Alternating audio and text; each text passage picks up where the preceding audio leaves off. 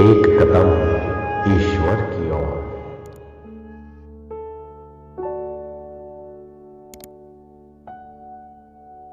निर्वाण प्रकरण उत्तरार्ध 41वां सर्ग। अविद्या के स्वभाव से त्रिलोकी रूपी कठपुतली के नृत्य तथा एकमात्र आत्मत्व भाव से निर्वाण की प्राप्ति का वर्णन। महाराज वशिष्ठ जी ने कहा, हे श्री रामचंद्र जी, अविद्या स्वभाव से युक्त हुआ यह आत्मा ही संपूर्ण जगत का रूप धरकर अहंकार आदि को जानने वाला बन जाता है। इस तरह अनिर्वाण स्वरूप हुए इस आत्मा को आप स्वयं ही शास्त्रीय उपायों द्वारा उत्पन्न हुई विद्या से आविर्भूत अद्वितीय स्वप्रकाश पूर्णानंद स्वरूप आत्मा के स्वभाव से निर्वाण स्वरूप बना दीजिए। वह विद्या तो तत्वज्ञों के साथ निरंतर समागम रखने से उत्पन्न विवेक ज्ञान जनित वैराग्य से ही सिद्ध होती है। इस आशय से कहते हैं, जैसे जहाँ सूर्य होंगे वहाँ प्रकाश अवश्य होगा, यह जैसे अकाट्य सिद्धांत है, वैसे ही जहाँ विषयों से पूर्णतया वैराग्य होगा वहाँ अवश्य तत्व ज्ञान रूप प्रकाश होगा। वैराग्य सिद्धि के लिए अविद्या स्वभाव से ही शुद्ध ब्रह्म में जगत रूपी चित्र का अध्यास होता है, यह वर्णन करते हैं। कर्ता कर्म तथा करण आदि सामग्री से शून्य, दृष्टा दर्शन एवं दृश्य आदि से रहित और उपादेय पदार्थों से शून्य यह जगत रूप चित्र बिना दीवार आदि आधार के ही आविर्भूत है। विद्या स्वभाव से उस जगत रूपी चित्र का खंडन करके अब निर्वाण का स्वरूप दिखलाते हैं। हे श्री रामचंद्र जी, जिस रूप से स्थित यह दृश्य चित्र है वह ब्रह्म में न तो कभी कुछ उत्पन्न ही हुआ और न शांत ब्रह्म में शांत ही हुआ। असल में वह निर्विकार सत्य अविनाशी पर ब्रह्म रूप ही है।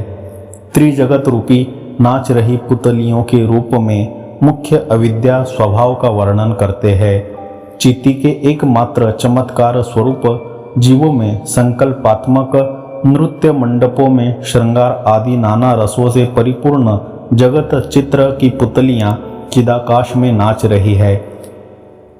हे श्री राम जी, इनकी गणना कौन कर सकता है। श्रृंगार आदि रसों से रति आदि स्थायी भावों तथा कंप स्वेद आदि संचारी भावों से परिपूर्ण नए नए अभिनयों से परमाणु की मात्राओं के भी अंदर विद्यमान चिदाकाश में चिदाकाश रूप पुतलियां प्रायः नृत्य कर रही है। सभी ऋतुएं इनके सिर के आभूषण हैं, जिन्हें ये धारण किए हुई है। दिशा रूपी बाहुलतिकाओं से वे सुशोभित है।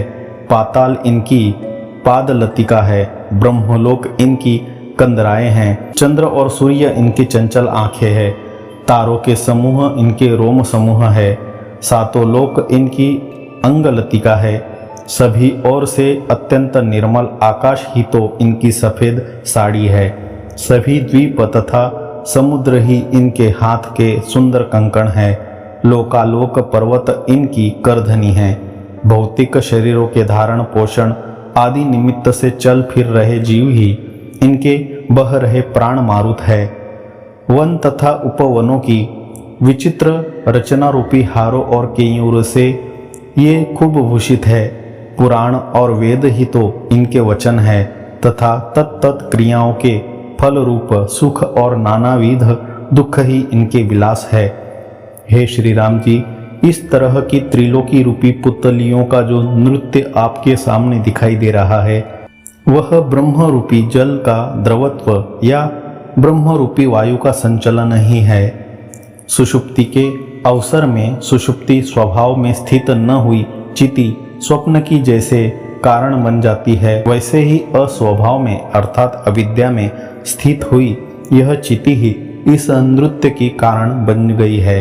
हे श्री रामचंद्र जी, इसी तरह का कारणात्मक ब्रह्म श्रुतियों में प्रसिद्ध है। इस तरह अविद्या के स्वभाव का वर्णन करके अब ब्रह्मात्मैक्य स्वभाव से निर्वाण रूप बनाने में उपाय बतलाते हैं।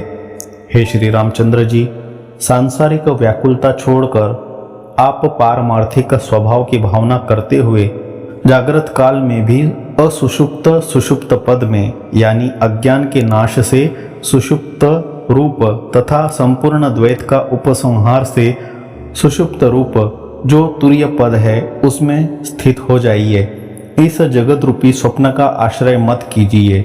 हे श्री रामचंद्र जी, तत्व ज्ञान से जागृत काल में जो राग तथा वासना से शून्य सुषुप्ति अवस्था प्राप्त होती है उसी को तत्वज्ञानी लोग ब्रह्म स्वभाव कहते हैं तथा उसी स्वरूप में भली भांति परिनिष्ठित हो जाने को मुक्ति कहते हैं। ब्रह्म स्वरूप में निष्ठा होने पर व्यवहार काल में भी ज्ञानी पुरुष को यह सारा जगत चिदेक रस रूप ही भासता है, यह कहते हैं। हे श्री रामचंद्र जी, ब्रह्म रूप में भली भांति निष्ठा प्राप्त हो जाने पर ज्ञानी पुरुष को व्यवहार काल में जगत रूप से स्थित कर्ता कर्म और करण से शून्य दृश्य दर्शन और दृष्टा से रहित तथा बाह्य और आभ्यंतर विषयों से रहित ब्रह्म रूप ही है। उस अवस्था में ज्ञानी को प्रकाशमान वस्तु में स्थित प्रकाशमान वस्तु ही पूर्ण में स्थित पूर्ण वस्तु ही तथा द्वित्व और एकत्व से रहित अर्थात शोधित, प्रत्यगात्मा में द्वित्व एकत्व रहित अर्थात शोधित ब्रह्मरूप वस्तु ही अखंड एक रस रूप से ही भासित होती है। हे श्री रामचंद्र जी, वस्तुतः सृष्टि रूप में स्थित होने पर भी आकाश कोश के सदृश शांत एवं सत्य आत्मा ही अपने सत्य स्वरूप में पत्थर के उदर के सदृश स्वयं स्थित है। पत्थर के उदर के सदृश ऐसा कहने से उसमें अप्रकाश स्वभावता की जो भ्रांति हो रही है उसका खंडन करते हैं। हे श्री रामचंद्र जी, वह सुंदर रत्नशिला के उदराकृति सदृश प्रकाशमय है, घन होने पर भी आकाश की तरह है। जगत प्रतिबिंब को पाकर क्षुब्ध सा स्थित होने पर भी वस्तुतः वह अक्षुब्ध है तथा जगत रूप से असत प्रतीत होने पर भी वह सत्स्वरूप ही स्थित रहता है। भविष्य में जिस नगर का नवीन निर्माण करना होता है उसका पहले चित्त में ही कल्पना रूप से अस्तित्व रहता है। इस तरह का नगर जैसे चित्त स्वरूप है वैसे ही सामने स्थित यह जगत पूर्ण प्रकाशात्मक अपने स्वरूप में ब्रह्म रूप ही है, जिसमें कि मन को एक रस बना दिया गया है।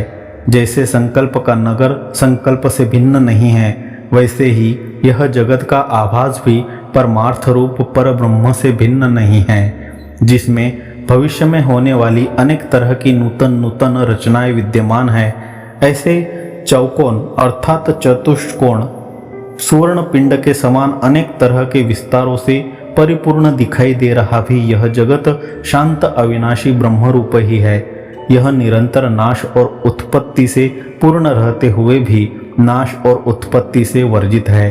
अनेक सा भासित हो रहा भी एक रूप है, यानी अजर भास्वर तथा पर ब्रह्म परमात्मा रूप से स्थित है। हे श्री राम जी, जब तत्व ज्ञान हो जाता है तब यह उदित सृष्टि रूप वस्तु उत्पत्ति विनाश से रहित हो जाती है, यानी तत्वज्ञ को उस समय यह भान होता है कि सृष्टि न तो कभी उत्पन्न हुई और न नष्ट ही हुई। उस दशा में उसे पूर्ण स्वराज्य की प्राप्ति हो जाती है और अकेला आनंद घन ब्रह्म ही अपने अद्वैत स्वभाव के प्रभाव से भासने लग जाता है। जैसे आकाश में भ्रमवश प्रतीत हो रहे केशोंड्रक गंधर्व नगर तलमलिनता आदि के स्वभाव का जब बाध हो जाता है तब पुरुष को हठात वह शून्य स्वभाव से भासने लग जाता है। ऐसे ही यहाँ पर भी समझना चाहिए। 41वां सर्ग समाप्त।